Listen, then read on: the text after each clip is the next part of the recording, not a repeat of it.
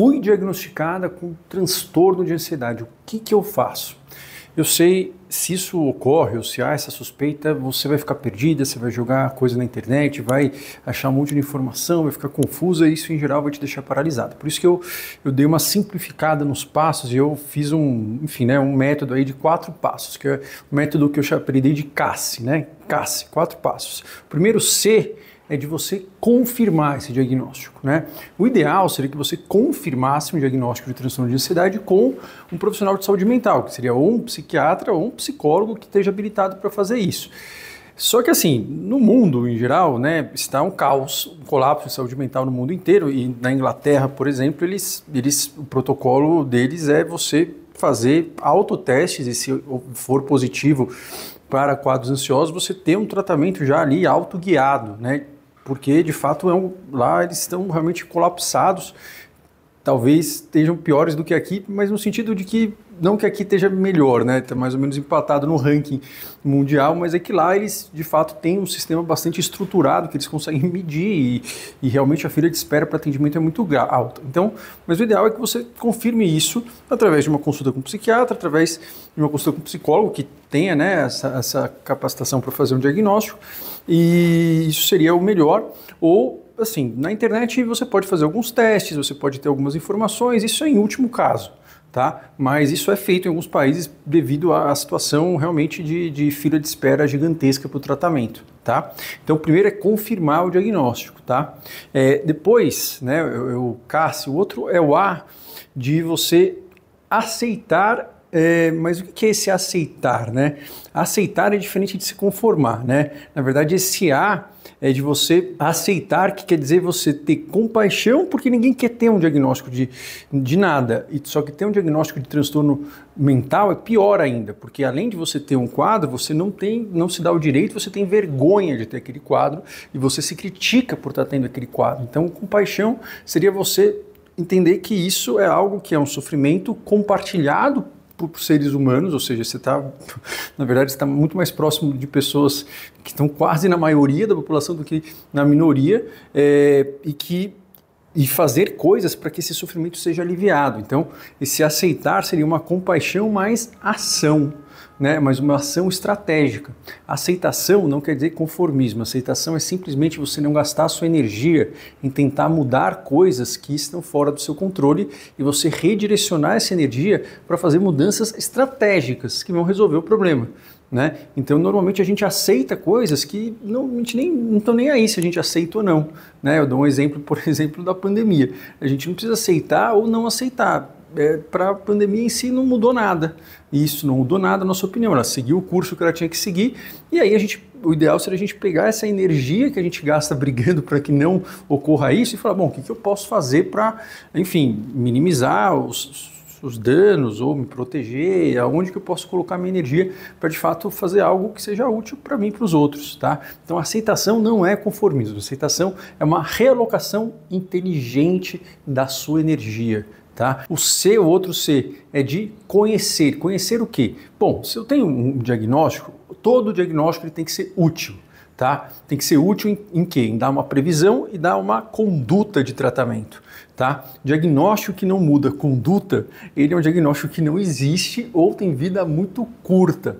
E a gente vai mudando os diagnósticos no próprio DSM, porque são diagnósticos que eles foram feitos para ter um caráter operacional e todo mundo falar a mesma língua no mundo, né? E para poder pesquisar de que forma que a gente consegue ajudar mais. Só que ele foi feito para que eles fossem mesmo indo mudando, conforme eles sejam mais úteis para a prática clínica. Então, por exemplo, uma grande parte dos diagnósticos de transtorno de personalidade eles estão sendo erradicados ali, né? Já foram na CID-11, o DSM, eles são um pouco mais lentos porque tem uma tradição, né? Tem psiquiatras que ficam mais incomodados com isso, mas assim, a grande maioria vai ser erradicado, porque não tem utilidade clínica, aquilo não faz diferença na prática. Tá? Então, mas se você teve esse diagnóstico, você tem que saber o quê? Qual é a utilidade disso? Esse nome quer dizer o quê? Qual que é o prognóstico? Ou seja, isso acontece o quê se eu não fizer nada? Se eu fizer alguma coisa, o que eu tenho de vantagem? Quais são os tipos de tratamento que existem? Quais são os efeitos colaterais dos tratamentos e o efeito colateral de não tratar? E isso é importantíssimo que você tenha de forma cristalina, né, do seu médico, do seu terapeuta, e que você possa escolher, né, e saber também o que? Um prazo e uma forma de medir se está funcionando ou não. Isso, assim, tem que ser algo que é cristalino, tá? Por quê? Porque senão você fica casado com subtratamentos, tratamentos mais ou menos, que você não sabe se está funcionando, se não, mas você meio que acha que está, e você vai passando a vida com sintomas residuais que deixam você ali meio que mais ou menos.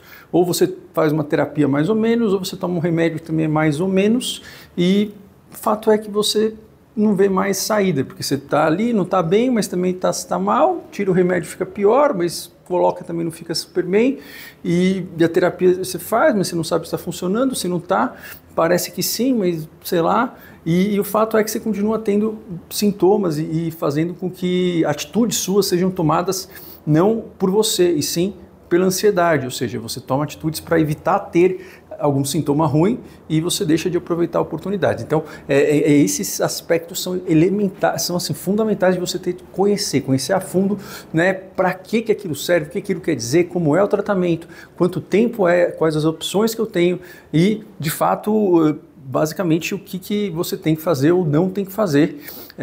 Isso tem que estar cristalino, tá? E o último é um E, né? O E é de você escolher, porque isso é um critério básico da bioética, um dos 3 princípios fundamentais da bioética, né? O primeiro é a não maleficência, depois vem a beneficência, depois vem a autonomia. Tem a autonomia do próprio profissional, ele pode escolher fazer ou não o procedimento conforme o senso ético dele, pode escolher atender ou não o paciente, se não for uma emergência, mas uma autonomia principalmente do paciente. Por quê? Porque o médico, o objetivo, e o psicólogo, enfim, o profissional, o objetivo dele é dar para você a melhor escolha informada, com base no que tem de melhor em evidência científica e melhor em termos da experiência dele como clínico. Dá para você essas opções, mas você vai escolher qual delas você está disposto a fazer. E saber qual que é a chance de melhor, a chance de não melhor, né? E os tratamentos, enfim, de quadros ansiosos, eles são predominantemente não farmacológicos no primeiro momento, não que às vezes não vão ter outros casos que vão necessitar de farmacologia, benzodiazepínicos calmantes, Rivotril, Frontal, diazepam, bromazepam, todos esses terminados com tarja preta, eles não tratam nenhum quadro depressivo, nem ansioso, nenhum quadro na psiquiatria, então eles não são tratamento, eles nunca são justificáveis, nunca, jamais são justificáveis para manter-se por mais do que 4 semanas em hipótese alguma. Não são justificáveis, tá? Então, quando você fala, eu acho que o remédio me ajuda, e o seu remédio é o diazepam, isso não é justificável em psiquiatria se você toma mais do que 4 semanas, tá bom? Isso é uma prescrição ruim. E eu sei que isso acontece, você não vai parar de repente. Mas, às vezes, eles são necessários para ajudar em questões de treinamentos comportamentais. Os treinamentos comportamentais são os remédios, né, entre aspas, naturais mais poderosos e os únicos que têm possibilidade de curar o quadro ansioso. O resto, suplementos podem ajudar, mudança na alimentação, exercício pode ajudar, meditação pode ajudar, enfim, fazer uma série de questões de trabalho voluntário, de sociabilidade podem ajudar, mas eles são adjuvantes, ou seja, eles estão ali para potencializar, mas eles sozinhos, se você fizer tudo isso junto, você não tem uma chance de se livrar disso que seja relevante.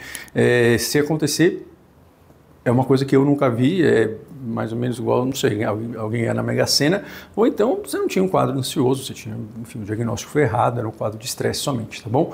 Mas aí você escolher, e a sua escolha é fundamental e é sua, não tem escolha certa e errada, você pode mudar depois. Só que você ter a chance de que você ter a percepção de que você não tem escolha, ou você ficar indeciso, é o pior dos mundos, porque eu digo que a pior decisão é a indecisão, porque você deixa ali uma porta meio que aberta, que ela está consumindo energia no seu cérebro, e ao mesmo tempo você está dizendo para você mesmo que você não tem capacidade de controlar o seu ambiente, você não tem capacidade de controlar o seu tratamento, e essa falta de controle piora a ansiedade. Então é esse método CACE, tá bom? Então você vai confirmar, você vai aceitar com compaixão e ação, você vai conhecer a fundo o que isso quer dizer, o que isso muda na sua vida, e você vai escolher. Esse é o passo a passo se você recebeu este diagnóstico.